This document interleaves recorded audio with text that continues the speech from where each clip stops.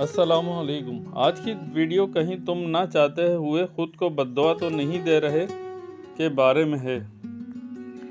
امام احمد بن حنبل رحمۃ اللہ علیہ کہتے ہیں، میں نے اللہ سے دعا مانگی کہ میں قرآن کا حافظ بن جاؤں، لیکن میں نے یہ دعا نہیں مانگی کہ میں عافیت کی حالت میں حفظ کروں، تو میں نے حفظ مکمل کر لی لیکن جیل میں۔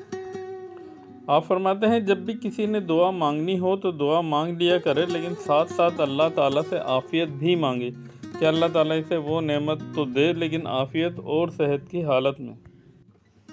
تو میری ایک بیٹی نے مجھ سے کہا کہ وہ ایک خاتون کو جانتی ہے جس نے اللہ تعالیٰ سے یہ دعا مانگی تھی کہ اللہ مجھے 30 لاکھ روپے دیں، اور یہ 30 لاکھ بغیر محنت کے مجھے ملیں۔ کہتی ہے، اللہ کی قسم زیادہ وقت نہیں گزرا کہ ایک وقت آیا کہ اللہ نے بغیر محنت کے اسے 30 لاکھ روپے دے دیے۔ جب ان کا بیٹا ایک حادثے میں فوت ہو گیا اور دیت کے طور پر انہیں 30 لاکھ روپے دیے گئے۔ اللہ سے مال مانگو تو کہو، اے اللہ مجھے مال و عافیت کے ساتھ دے جو میرے دین میں اور میری دنیا میں عافیت کا سبب بنے۔ جب اللہ سے بیوی یا شوہر مانگو تو صرف ساتھی نہ مانگنا، بلکہ کہو، اے اللہ مجھے نیک ساتھی دے جو دین اور دنیا میں میری مدد کرے۔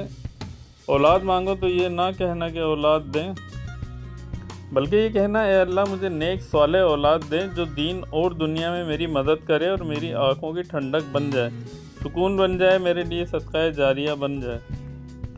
اللہ تعالیٰ فرماتے ہیں، وَدِّعُ الْإِنسَانُ بِالشَّرِّ دُعَاؤُهُ بِالْخَيْرِ وَكَانَ الْإِنسَانُ عَجُولًا۔ اور دیکھو، جس طرح انسان اپنے لیے بھلائی کی دعائیں مانگتا ہے، اسی طرح بعض اوقات برائی بھی مانگنے لگتا ہے، اگرچہ نہیں جانتا کہ یہ اس کے لیے برائی ہے، اور حقیقت یہ ہے کہ انسان بڑا ہی جلد باز ہے۔ دوستوں، ویڈیو پسند آئی تو لائک، شیئر اور سبسکرائب ضرور کیجیے گا۔